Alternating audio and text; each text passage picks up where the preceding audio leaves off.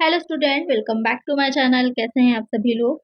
आप लोग के लिए मैं जो आप लोग का EMRS का एग्ज़ाम होने वाला है दिसंबर में, जो आपकी टियर 1 की एग्ज़ाम डेट आ चुकी है। तो दिसंबर में जो टियर 1 आपको होने वाला है, इसमें जो नॉलेज ऑफ आईसीटी से रिलेटेड क्वेश्चंस हैं वो भी आपके पूछे जाएँगे। तो यहाँ पर पहले जो प्रीवियस ईयर में क्वेश्चंस आए हैं, किस तरह के क्वेश्चंस आए हैं, वो मैं ऑलरेडी आप लोग को सॉल्व करवा चुकी हूँ। अगर नहीं देखी है वीडियो ज़रूर से देख लीजिएगा, लिंक आपको इस वीडियो के डिस्क्रिप्शन में मिल जाएगा, कमेंट सेक्शन में भी मैं डाल दूँगी, जिससे कि ईज़िली आपको वीडियोज़ मिल जाएँ।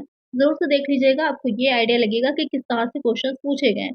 वहाँ पर मैंने आप लोग को पीजीटी है, टीजीटी है, या फिर जो आपके नॉन टीचिंग के एग्ज़ाम्स हुए थे, उसमें जितने भी आपके आईसीटी से रिलेटेड क्वेश्चंस थे, वो सारे वहाँ पर मैंने आप लोग को एक साथ एक ही प्लेलिस्ट में प्रोवाइड कराए हैं। तो आपके लिए ईज़ी रहेगा उसको देखना। इसी तरह टीचिंग एप्टीट्यूड है, रीज़निंग है, जनरल अवेयरनेस है, सभी के पीवाईक्यूज़ मैंने आप लोग के लिए अलग-अलग प्लेलिस्ट बनाई है, जिससे कि आपको आसान रहेगा प्रैक्टिस करने में और ये देखने में कि किस तरह के क्वेश्चन पूछे गए हैं। अब यहाँ पर जो हम नया स्टार्ट कर रहे हैं, EMRS में नॉलेज ऑफ आईसीटी से रिलेटेड आपके ये क्वेश्चंस रहने वाले हैं, एमसीक्यूज़ रहेंगे, जिसमें कि आप अच्छे से अपनी प्रैक्टिस कर सकते हैं, ये देख सकते हैं कि किस तरह के क्वेश्चंस आएँगे। तो ये आपकी T20 की पूरी सीरीज़ रहने वाली है। आपके एग्ज़ाम तक आएगी, जिसमें कि इम्पोर्टेंट जितने भी क्वेश्चंस हैं, जैसे कि आपके प्रीवियस में पूछे गए थे, उसी के अकॉर्डिंग ही यहाँ पर मैं क्वेश्चंस आप लोगों को सॉल्व करवाऊँगी, जिससे कि आपके जितनी भी वीडियोज़ रहेंगी 20-20 क्वेश्चंस आएँगे आपके सारी ही वीडियोज़ में। तो जिससे कि आपकी ज़्यादा से अच्छी प्रैक्टिस हो जाए, ज़्यादा से ज़्यादा क्वेश्चंस आप कवर कर लें अपने, और मेनली वो क्वेश्चंस ही सॉल्व करें जो आपके एग्ज़ाम के पर बेस्ड हैं, जैसे क्वेश्चन आपके एग्ज़ाम में पूछे जाते हैं। फर्स्ट क्वेश्चन लेते हैं, Microsoft Word, Excel and PowerPoint are the part of, यानी कि जो आपका एमएस वर्ड है या फिर एक्सेल है, पावर पॉइंट है, ये किसका एक भाग होते हैं? माइक्रोसॉफ्ट ऑफिस सूट का, माइक्रोसॉफ्ट विंडोज का, मैक ओएस एक्स का, या फिर इनमें से कोई नहीं। तो आपने पीवाईक्यूज में देखा है, मैंने जो सॉल्व करवाए थे आप लोगों को, कि बहुत से क्वेश्चन एमएस ऑफिस से पूछे गए थे। लगभग हर पेपर में आपका एक दो क्वेश्चन एमएस ऑफिस से जरूर पूछे गए हैं। तो यहाँ पर बेसिक से स्टार्ट करें। ये फर्स्ट वीडियो आपकी, धीरे-धीरे इसका लेवल जो होगा वो एडवांस होता चला जाएगा और ज़्यादा से ज़्यादा क्वेश्चंस हम इसके सॉल्व करेंगे। यहाँ पे एक इसका एक भाग होते हैं, तो ये आपका माइक्रोसॉफ्ट ऑफिस सूट का भाग होते हैं। एक आंसर क्या हो जाएगा हमारा? ऑप्शन ए हो जाएगा। चलिए नेक्स्ट क्वेश्चन लेते हैं। The basic unit of a worksheet into which you enter data in Excel is called a dash. Worksheet की मूलिकाएं जिसमें आप एक्सेल में डेटा दर्ज करते हैं, उसे क्या कहा जाता है? टैब कहते हैं, सेल कहते हैं, बॉक्स कहते हैं, रेंज कहते हैं। तो यहाँ पर क्वेश्चन कह रहा है जो वर्कशीट होती है। अब वर्कशीट किससे रिलेटेड है? जो एमएस एक्सेल की होता है, एमएस ऑफिस का एक पार्ट ही है एमएस एक्सेल, उससे रिलेटेड होती है वर्कशीट। उसमें जब आप एक यूनिट को इनपुट इनपुट करते हैं, यानी कि जब उसमें आप एक यूनिट को एंटर करते हैं, तो वो उसको हम क्या कहते हैं? तो यहाँ पर आपने देखा होगा कि रोज़ होती हैं, एमएस एक्सेल की जो वर्कशीट होती है कुछ इस तरह से रोज़ होती हैं, और उसमें यहाँ पर इस तरह से आपके कॉलम्स होते हैं। तो यहाँ पर जो रोज़ और कॉलम को मिला करके आप जो ये देख रहे हैं, ये चीज़ जो बनती है, ये क्या कहलाती है? इसे हम सेल कहते हैं। तो यहाँ पर यही आपसे क्वेश्चन कह रहा था कि वर्कशीट की मूल इकाई जिसमें आप एक्सेल में डेटा को दर्ज करते हैं, दिखाते हैं, उसे क्या कहते हैं? उसे हम सेल कहते हैं। करेक्ट आंसर क्या हो जाएगा? ऑप्शन बी हो जाएगा। तो इस तरह के क्वेश्चंस आपको देखने को मिलेंगे अपने एग्ज़ाम में। तो अच्छे से आपको एमएस एक्सेल, पावर पॉइंट और ऑफिस तीनों को ही ज़्यादा से ज़्यादा क्वेश्चन उसके सॉल्व करने हैं। तो मैं आप लोग को करवा दूँगी, बस आपको एक काम करना है, चैनल को सब्सक्राइब कर लेना है। चलिए नेक्स्ट क्वेश्चन लेते हैं। You can keep your personal files folders in. आप अपनी व्यक्तिगत फाइलें फ़ोल्डर यहाँ पर रख सकते हैं। माय फ़ोल्डर में, माय डॉक्यूमेंट में, माय फाइल में, माय टेक्स्ट में। कहने का मतलब ये है कि आपने अपने जो पीसी होता है आपका, जो पर्सनल कंप्यूटर है आपका या लैपटॉप है अगर आपका, तो उसमें आप अपनी पर्सनल फाइल्स को किस फ़ोल्डर में या फिर एक फ़ोल्डर को कहीं पर रखते हैं, उस चीज़ को क्या कहते हैं? तो उसे हम अगर कंप्यूटर की भाषा में देखें तो माय डॉक्यूमेंट कहा जाता है। करेक्ट आंसर हो जाता है ऑप्शन बी। अब ये बहुत छोटी-छोटी सी चीज़ें हैं, आप लोग डेली यूज़ करते हैं, लेकिन एग्ज़ाम टाइम में कन्फ्यूज़न हो जाती है ऑप्शंस को देखकर। नेक्स्ट क्वेश्चन है, we can deduct spelling and grammar error by. हम वर्तनी और व्याकरण की त्रुटि का पता लगा सकते हैं। तो प्रीवियस ईयर के पेपर्स में आपने देखा था कि क्वेश्चन जो पूछे गए थे वहाँ पर शॉर्टकट कीज़ से भी क्वेश्चन पूछे गए थे। जितने भी प्रैक्टिस सेट मैं आप लोग को सॉल्व करवाऊँगी, उन सब में शॉर्टकट कीज़ रहेंगी, जिससे कि आपकी ज़्यादा से अच्छी तैयारी हो जाए। फुल फॉर्म्स रहेंगी, एमएस ऑफिस के क्वेश्चंस रहेंगे, नेट से रिलेटेड क्वेश्चंस होंगे, वायरस से रिलेटेड क्वेश्चंस होंगे, ये सारे वो टॉपिक्स हैं जो आपके एग्जाम में पूछे गए हैं प्रीवियस ईयर में।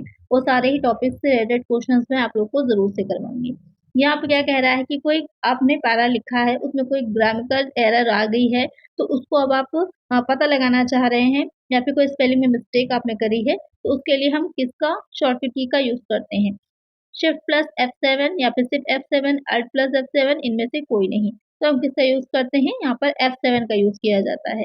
एक आंसर हो जाएगा ऑप्शन बी।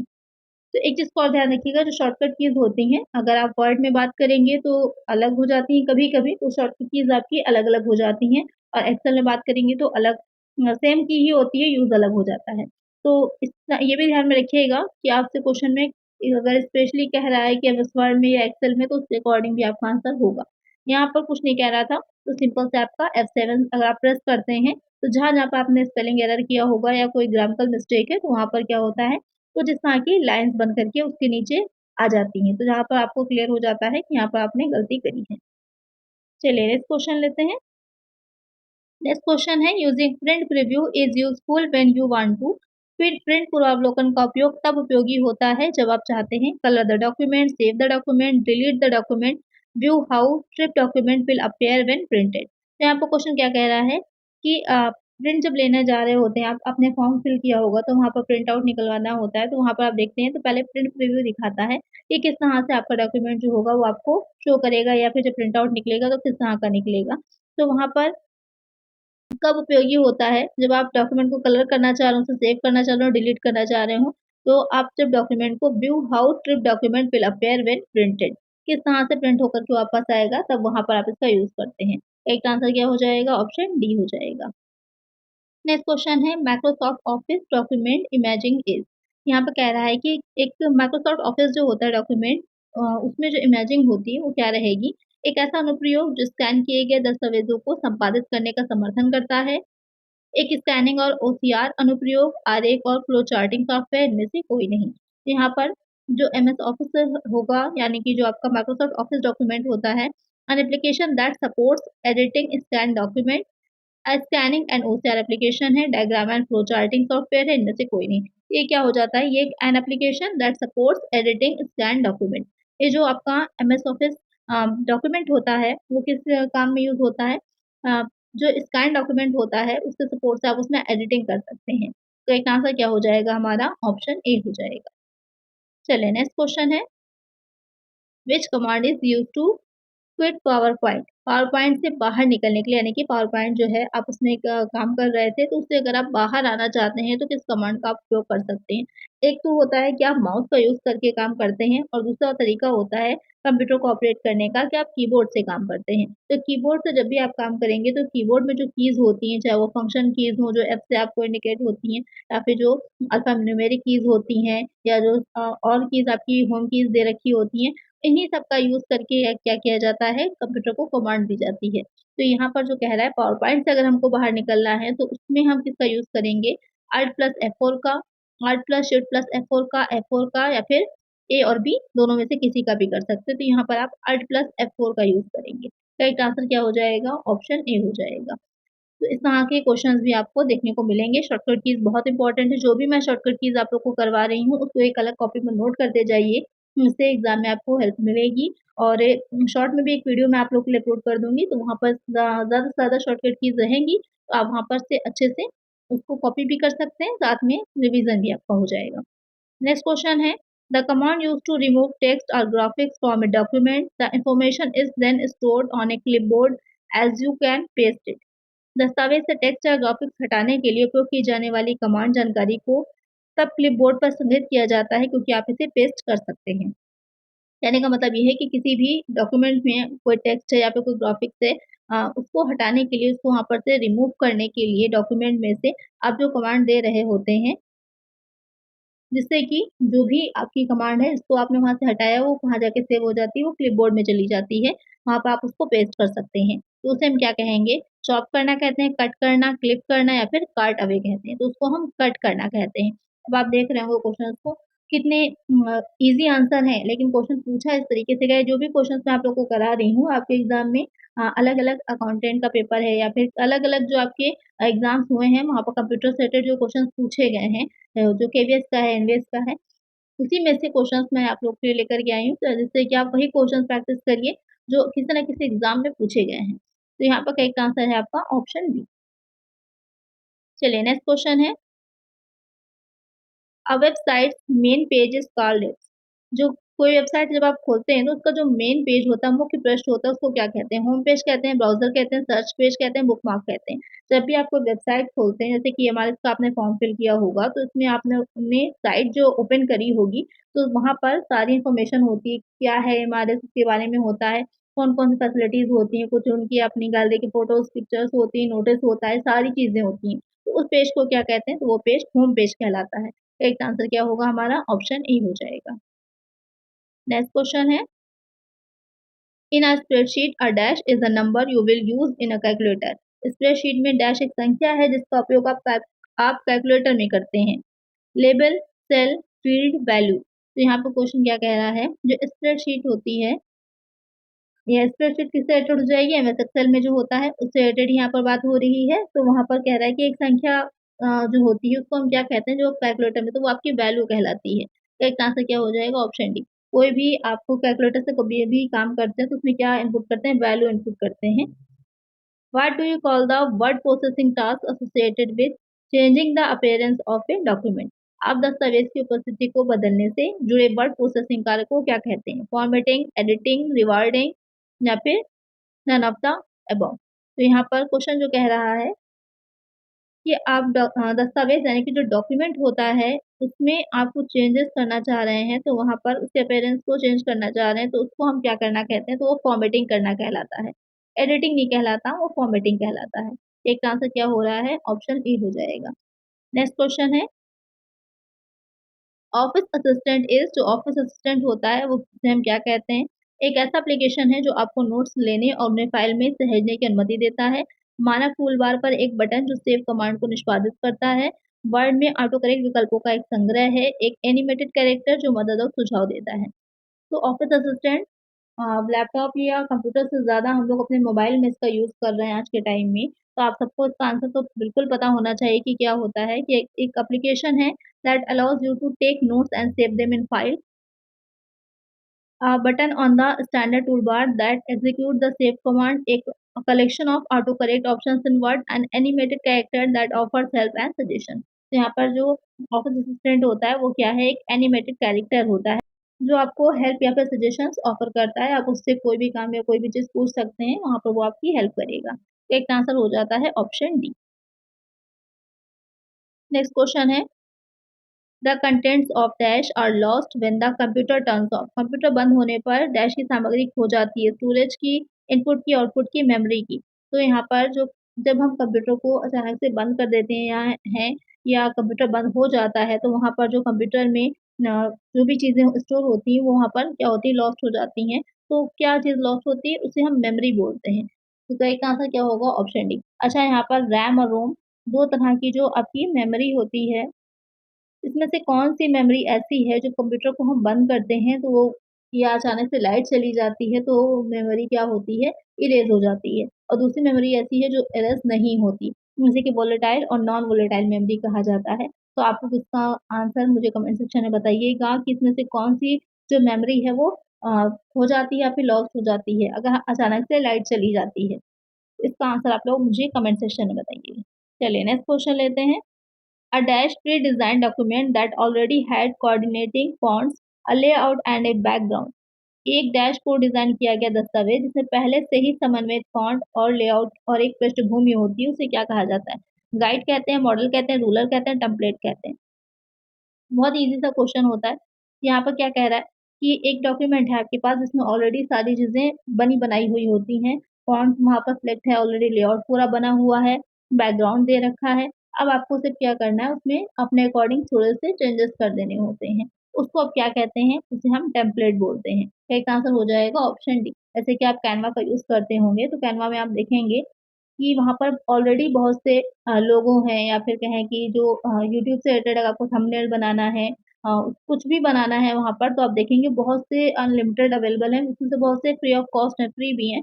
तो आप वहाँ पर जाकर के अपने अकॉर्डिंग उसमें अपनी इन्फॉर्मेशन जो भी वहाँ पर फ़ॉन्ट सिलेक्ट होगा, उसी फॉन्ट में आप अपनी एप्लीकेशन जो करना चाहें उसको इनपुट कर दीजिए, तो वहाँ पर आप आपसे रिलेटेड चीज़ें बन जाती हैं। जैसे कि शादी का कार्ड है अगर बनाया जाता है, तो वहाँ पर भी बैकग्राउंड जो होता है सारा सब कुछ बना होता है, बस वहाँ पर आपकी इन्फॉर्मेशन इनपुट कर दी जाती है। तो उसे हम टेम्पलेट बोलते हैं। करेक्ट आंसर हो जाएगा ऑप्शन डी। नेक्स्ट क्वेश्चन है which key on the keyboard can be used to view slide show? Slide show देखने के लिए कीबोर्ड पर किस कुंजी का उपयोग किया जा सकता है? यहाँ पर क्वेश्चन क्या कह रहा है कि जब आप पावर पॉइंट में जो पीपीटी बनाते हैं, तो उस पीपीटी को जब आप एक स्लाइड शो की तरह से देखना चाह रहे होते हैं, तो वहाँ पर आप किस शॉर्टकट की का यूज़ करेंगे? F1 का, F2 का, F5 का, F10 का। तो वहाँ पर जो शॉर्टकट की यूज़ होती है वो F5 यूज़ होती है। करेक्ट आंसर होगा ऑप्शन सी। मैंने पहले ही आप लोग को बताया था, अलग-अलग चीज़ों में जो शॉर्टकट कीज़ होंगी उनके काम अलग-अलग हो सकते हैं। यहाँ पर जो बात स्लाइड शो की हो रही थी, तो स्लाइड शो किसमें होता है? वो पावर पॉइंट में होता है। तो वहाँ पर हम F5 का यूज़ करते हैं। तो आप लोग मुझे एक चीज़ कमेंट करके बताइए, जो F5 है उसका वर्ड में क्या यूज़ होता है? एमएस वर्ड में अगर हम बात करें तो वर्ड में उसका क्या यूज़ होता है? ये आप मुझे कमेंट करके बताइए। चलिए नेक्स्ट क्वेश्चन लेते हैं। What displays the contents of the active cell in Excel? Excel में सक्रिय सेल की सामग्री को क्या प्रदर्शित करता है? Name box, row heading, formula bar, task pane. यहाँ पर क्वेश्चन क्या कह रहा है? एक्सेल जब आप एमएस एक्सेल में काम कर रहे होते हैं, तो जो सेल होती है, सेल क्या होती है अभी मैंने आपको बता ही दिया था। तो ये जो सेल है, इस सेल में जो भी इंफॉर्मेशन या जो भी आपने वैल्यू इनपुट कर रखी है, दे रखी है, तो उसमें जो प्रदर्शित कर रहा होता है किस चीज़ कौन-सी चीज़ होती है, तो आपकी फॉर्मूला बार जो होती है, वहाँ पर वो चीज़ दिखाती है। तो एक आंसर क्या हो जाएगा? ऑप्शन सी हो जाएगा। आप सभी लोगों ने ज़्यादातर कोर्स तो कर ही रखा होगा। सभी के पास किसी न किसी तरह का एडीसीए होगा, आपके पास है तो सीसीए होगा। कोई ना कोई शॉर्ट कोर्स तो आपने कंप्यूटर का कर ही रखा होगा, तो आपको एमएस ऑफिस की तो जानकारी थोड़ी बहुत होगी ही। क्योंकि वहीं से रिलेटेड क्वेश्चंस आपको ज़्यादातर क्वेश्चंस जो हैं बेसिक से हैं और अगर आपने प्रैक्टिकल में यूज़ किया हुआ है कंप्यूटर अच्छे से, तो आपके लिए क्वेश्चंस बहुत ही ईज़ी होने वाले हैं। क्योंकि बहुत ज़्यादा हाई लेवल का डिफ़िकल्ट पेपर नहीं आया था, जो आपके पीवाईक्यूज़ हैं, अगर आपने वो देखे हैं तो आपको ये चीज़ का आइडिया है कि बहुत ज़्यादा डिफ़िकल्ट क्वेश्चंस नहीं पूछे गए थे आपके। नेक्स्ट है these devices provide a means of communication between a computer and outer world. ये डिवाइस क्या करती है? कंप्यूटर और बाहरी दुनिया के बीच संचार का साधन प्रदान करती है। आईओ डिवाइस है, स्टोरेज है, कॉम्पैक्ट है या फिर ड्राइवर्स है। तो यहाँ पर क्या होता है, जो एक ऐसी डिवाइसेज़ होती हैं जो कंप्यूटर और बाहरी दुनिया के बीच में संचार का साधन है, कम्युनिकेट कर पाती है, तो उसे हम आईओ डिवाइस बोलते हैं। वो आपकी इनपुट आउटपुट डिवाइसेज़ होती हैं, जिससे कि आप इन्फॉर्मेशन को इनपुट करेंगे, उसके बाद प्रोसेस होने के बाद आपको आउटपुट मिलता है। तो एक आंसर क्या हो जाएगा? ऑप्शन ए होगा। नेक्स्ट क्वेश्चन है which of the following is not a point and draw device? निम्नलिखित में से कौन-सा पॉइंट एंड ड्रॉ डिवाइस नहीं है? Keypad, track ball, touch screen, mouse. तो यहाँ पे क्वेश्चन क्या कह रहा है? पॉइंट एंड ड्रॉ डिवाइस कौन-सा इसमें से नहीं होगा, तो वो आपका कौन-सा हो जाता है? कीपैड हो जाता है। तो एक आंसर है ऑप्शन ए। बाकी ट्रैक बॉल है, टच स्क्रीन, माउस ये सभी क्या हैं? पॉइंट एंड ड्रॉ डिवाइसेज़ हैं। कीपैड में आप जो है ड्रॉ नहीं कर सकते, तो इसका एक आंसर क्या होगा हमारा? ऑप्शन ए हो जाएगा। नेक्स्ट क्वेश्चन है which of the following devices can be used to directly input printed text? निम्नलिखित में से किस डिवाइस का उपयोग सीधे मुद्रित पाठ को इनपुट करने के लिए किया जा सकता है? जॉयस्टिक का, एमआईसी का, माउस का, ओसीआर का। तो इन जो आपका इनपुट प्रिंटेड टेक्स्ट है, उसको डायरेक्टली आप जो है यूज़ कर सकते हैं। कौन-सी डिवाइस होती है? वो ओसीआर होती है। ओसीआर इसकी फुल फॉर्म क्या होती है? फुल फॉर्म ध्यान में रखिएगा क्योंकि आपके जो प्रीवियस ईयर का पेपर है, वहाँ पर फुल फॉर्म्स भी पूछी गई थी। ऑप्टिकल कैरेक्टर, यहाँ पर इसकी फुल फॉर्म जो होती है रिकॉग्निशन हो जाता है। तो ऑप्टिकल कैरेक्टर रिकॉग्निशन होता है ओसीआर की फुल फॉर्म। और ये जो एमआईसी है, एमआईसी की एमआईसीआर होता है, मैग्नेटिक इंक कैरेक्टर रीडर होता है, यहाँ पे एमआईसी लिखा हुआ है। चलिए नेक्स्ट क्वेश्चन है, जो लास्ट क्वेश्चन भी रहने वाला है क्योंकि आपकी टी20 सीरीज़ है ये, जिसमें आपके 20 क्वेश्चंस रहेंगे, जो कि मोस्ट इम्पोर्टेंट आपके क्वेश्चंस हैं, मोस्ट एक्सपेक्टेड क्वेश्चंस हैं आपके एग्ज़ाम में आने वाले। तो यहाँ पर लास्ट क्वेश्चन क्या है? What is the full form of BIOS? BIOS का पूर्ण रूप क्या है? Basic input output system, basic input outgoing system, basic invalid output system या फिर बेसिक इनपुट आउटगोइंग सर्विस। बहुत ही ईज़ी सा क्वेश्चन है, बायोस की फुल फॉर्म क्या है? आप सभी को पता होना चाहिए, अगर नहीं पता है तो इसको ढूँढिएगा, सर्च करिएगा, उसके बाद इसका आंसर मुझे कमेंट ज़रूर से करिएगा कि बायोस की फुल फॉर्म क्या होती है। जो नेक्स्ट वीडियो इसका सेकंड पार्ट आएगा हम यहीं से स्टार्ट करेंगे और जिन बच्चों ने करेक्ट आंसर दिया होगा उन सभी का नाम भी मैं ज़रूर से बताऊँगी। तो इसका आंसर ज़रूर से सभी बच्चे मुझे कमेंट करेंगे।